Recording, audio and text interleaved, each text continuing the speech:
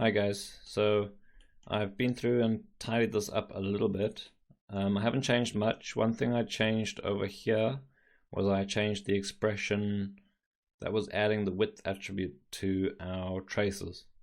So before, you'll remember I was increasing the scale here. But what that was giving me was a uniformly thick line for that projectile. So instead I removed that and I came back here, which is basing the width on the alpha, so it will be thicker at the front and thinner at the back, which is what I do want, and I just multiplied that up. So I think this value was 0.001, so now it's quite a lot bigger, and that's working fine. Other than that, this is all the same, and inside here what I've done is I've just written most of this out. So no changes there except for writing it out and changing the p-scale to our 0.001, which we were doing before. And then if you remember, we had that motion blur issue. I didn't save that one. So what I did was just multiplied velocity down by 0.5 on all of these layers, all of the particle layers. And then jumping over to the mantra setup, I've just basically increased the pixel samples on all of these. So you'll see the projectiles are now 8 pixel samples and the particles are on 6. And I've also included the scene environment and the character in the matte objects. So every single one of these is being matted out by the environment and by the character. And obviously the environment and the character base renders now extend all the way to frame 220. So that's it. I've rendered out all of these layers. So we can do a very quick comp to see how these are working together. And then hopefully we can start picking up some pace again and jump back into our setup here and add our sci-fi elements. So let's jump into Fusion. I've got the old portal comp open and I'm just bypassing most of the portal related lighting stuff, and the whole portal effect here is bypassed so that we can quickly view what we're doing with the shield. So these are the passes I have. This is the particles inside, and I think it's come out pretty well.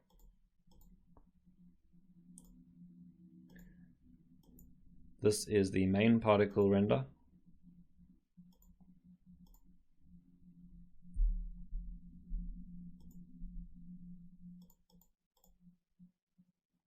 So nice tiny particles there, almost small enough that you wouldn't know that it's just points. And here's some of my shading layers, and just to show you what I've done, this is the base render, which is just the reflection. And if you take the loader and you come over to format, you can change which channel the EXR is loading, and we have the arcing, netting and normal channels here. So all I have to do is set arcing R, G and B, and I get my extra image plane there.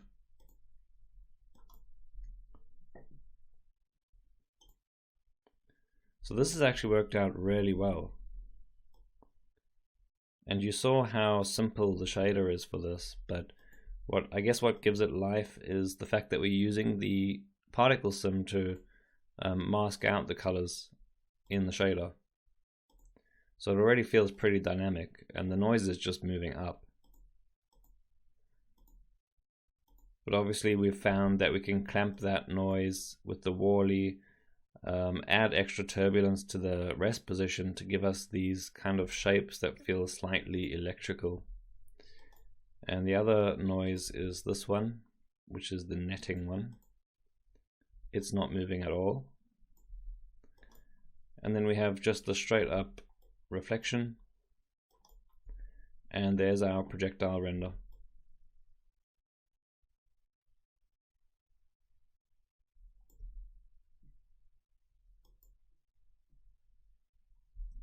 So that's all the layers we have for now. So I've just split them off into groups here. So I've got the particle group, which is kind of our background layer. Then all these layers we might add on top. And then obviously, oh, here's the normal one, which I need to extract the blue color so that we get our Fresnel. And I'm going to use that just to color correct some of these layers underneath. And then, oh, this is our outside layer of points, which I also really like.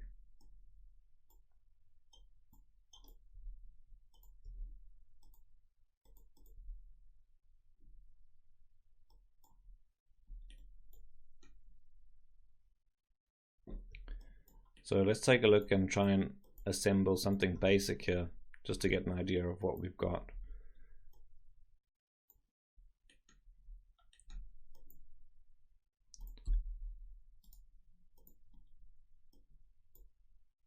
So I'm basically going to just start by merging here everything we've got. So I'll have the inside points as a background, and then I'll merge on top these, and I'll start to color correct as I go to try and balance the intensities. So for starters, those inside points can be quite subtle.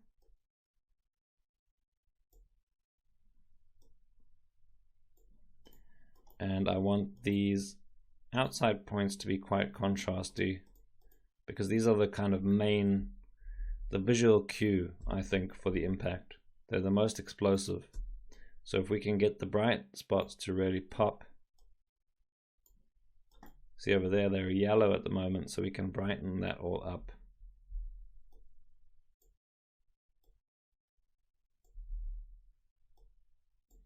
And maybe jump over to the highlights and boost those even more. And then just generally playing with the level of saturation.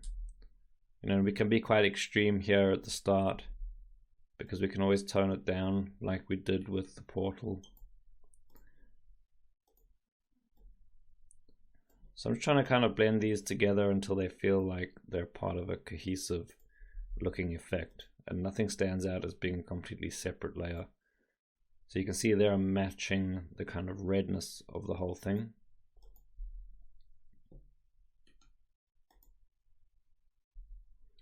So those white spots are already popping quite nicely.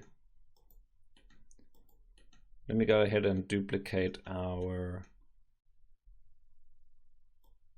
glow setup from our portal.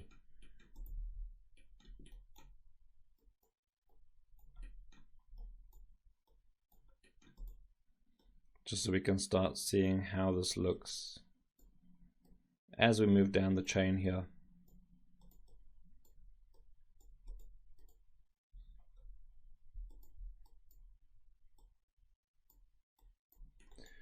So we have those points, this brightness is doing nothing.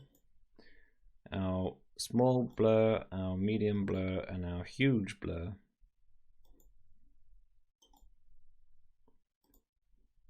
I'm going to reset this color corrector because we want a saturated red-orange glow. And what do I see? I see an obvious edge to the medium blur there, so I'm going to boost my large blur and reduce the medium one a little bit.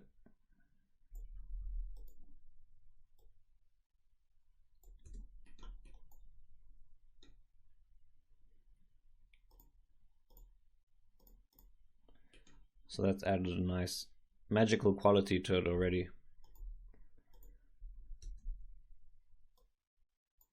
Let's see, maybe could go slightly more golden with it, or I could just saturate that glow and color correct it down the line, but that's good enough now to visualize that one. Then we have these layers. So these are the ones I really wanted to just bulk up this effect and try and get these particle layers to really mesh nicely together. So let's try and force some color out of this. You know what I might do is take this layer and just use the other one as a color corrector.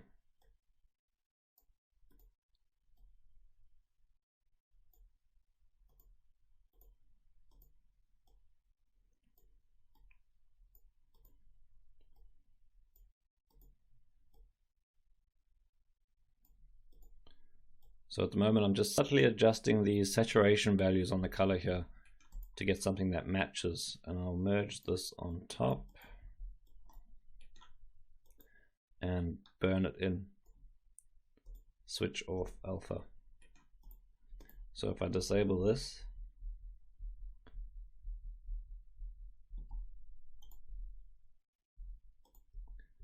yeah, it's looking a bit peach for me.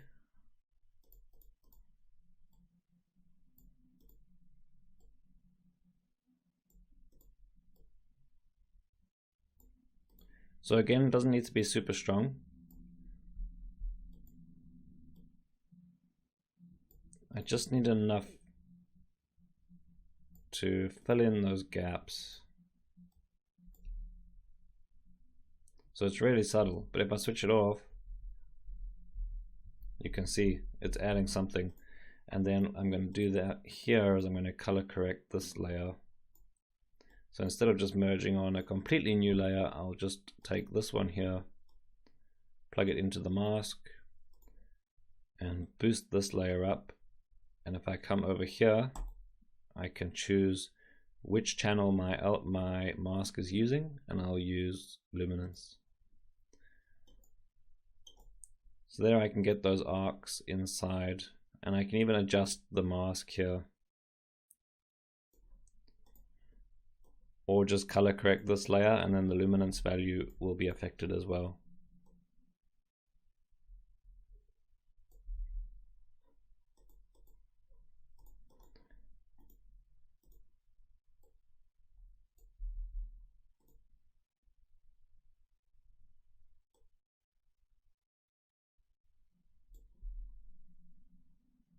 So that's kind of cool.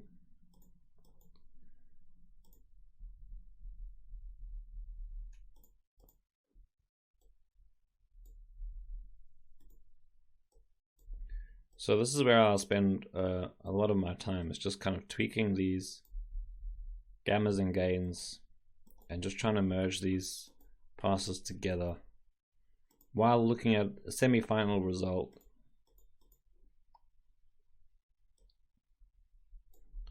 So from an artistic perspective, it's the same fundamental rules here. I'm looking for some low detail, medium detail, and high frequency detail to be visible throughout. So I have a bunch of high frequency detail here, and this is kind of my low detail.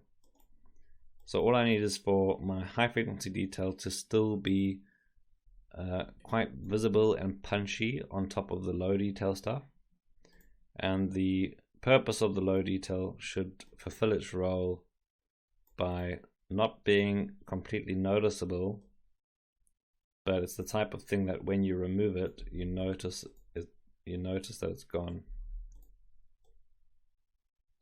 So it's a very subtle act here of just adjusting colors.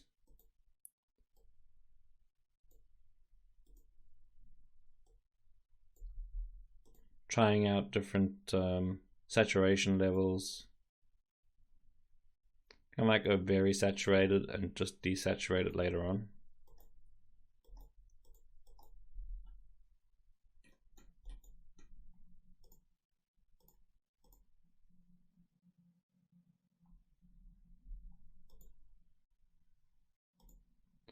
So that's pretty cool. That's a bit intense, I think. But that's doing a nice job of really meshing everything together. And then what do we have here? We've got our reflection. So I'll do a quick pass of merging that on top as well.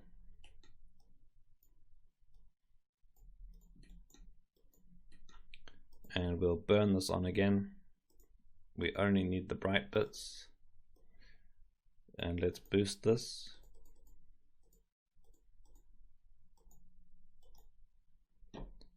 So there we've got some reflection. I mean, our portal effects layers are pretty intense.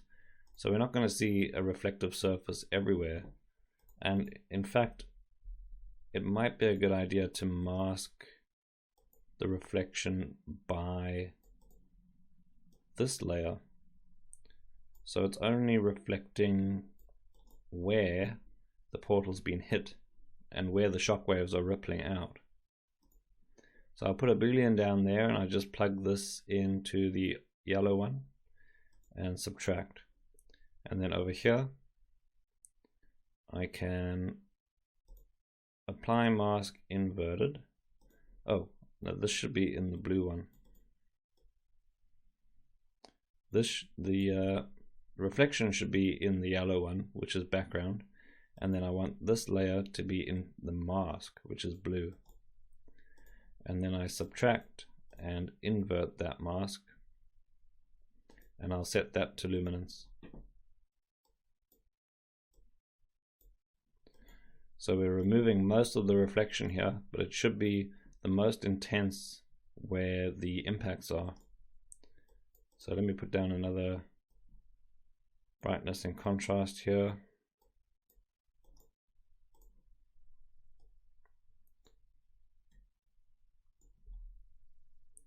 So there we can see the reflection is reacting to the impacts as well.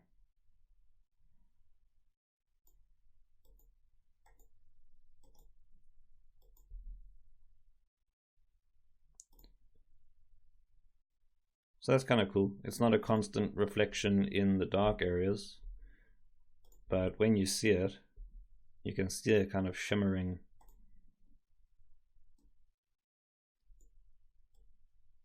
You can see these speck on the sides. So that's too intense. Go for something like that. Could even color this to kind of tint the reflections to be the same as the rest of the shield. And then we have our normal. So let me save quickly. So with the normal, all I need to do is use a boolean again, and I believe it's the same as a shuffle in Nuke, pretty much. And I just want to extract the blue channel.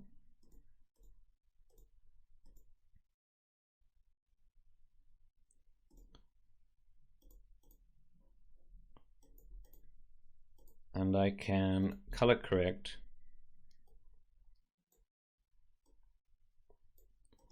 all of this stuff here.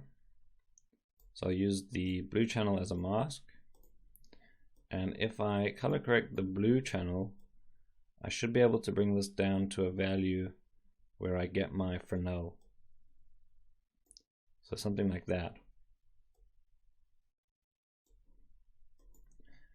And then we can just brighten up these edges. So it's kind of like how everyone wants everything to be backlit. So if you have a character, you always want some kind of rim light. And for this kind of effect, you really want to highlight the edges. So this is a magical shield and there's a lot going on. And you can just highlight the whole effect by just brightening up everything there. So to plug this into the mask, make sure our mask is using luminance again, and just crank that up. You can see, so we're just forcing the edges to be brighter.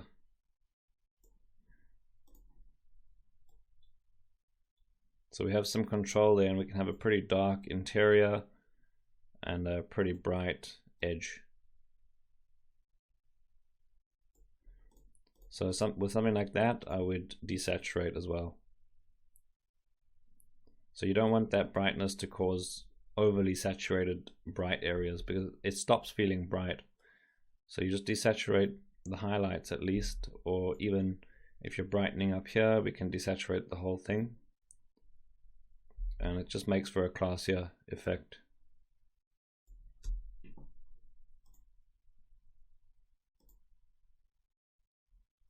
So I think this is already looking pretty cool. And then this final layer here, so let's also push this towards red quickly.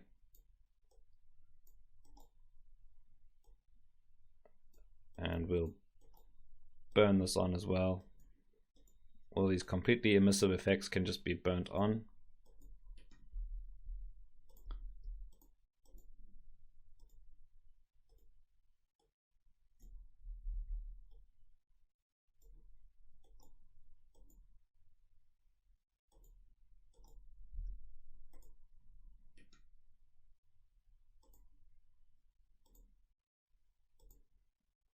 So it feels a little bit too visible at the moment, but I'm going to look at it through the rest of the comp and onto the background to make sure.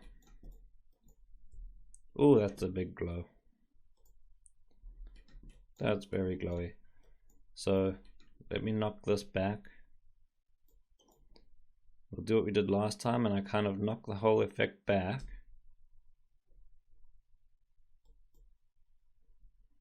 And then we apply the glow.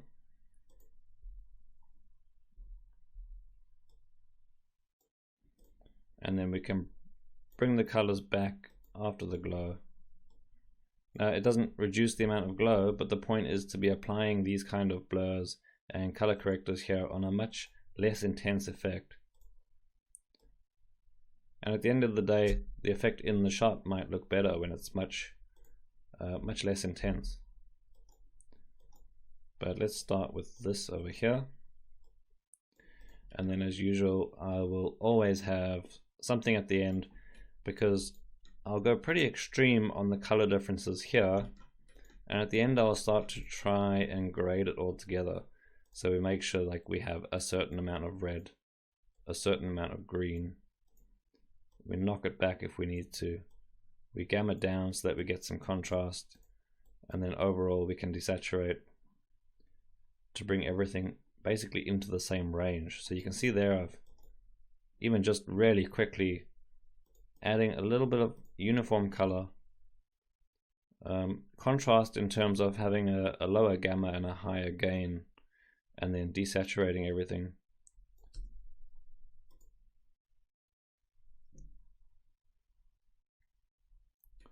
So I think this is looking pretty good, and it's only going to look better once we get our more sci-fi elements added. But that would basically complete the sort of magical version. So you could take this into a fantasy setting and it would look about right, I think. So obviously we're going sci-fi, so we need some elements in there that have shape, geometric shape, stuff like that.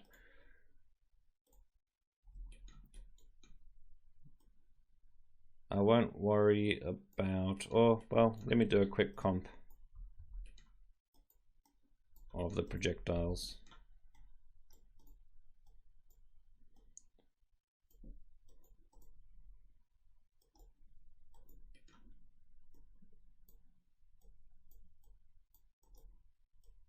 They're looking a little bit dull in this render,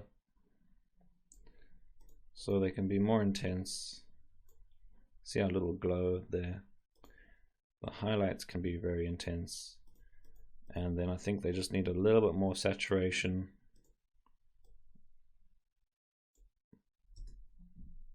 Yeah, that feels better.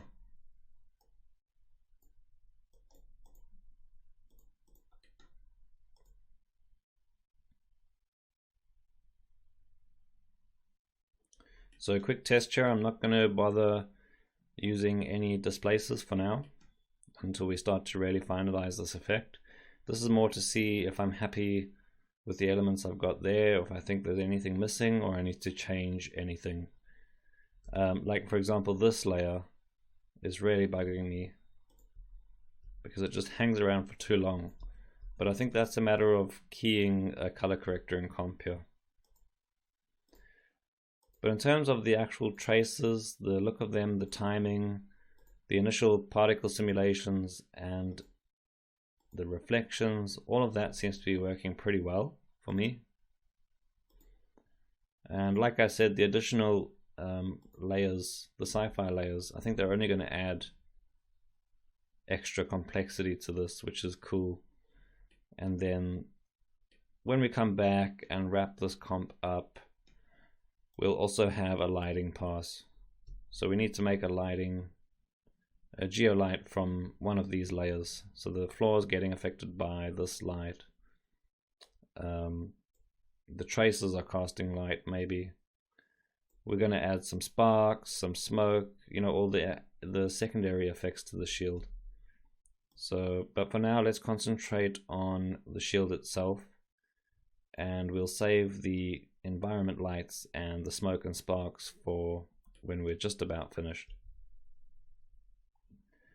So in the next video, we'll tackle those extra elements, possibly render out a few more layers and do one more comp check before we finalize the scene and the comp later this week.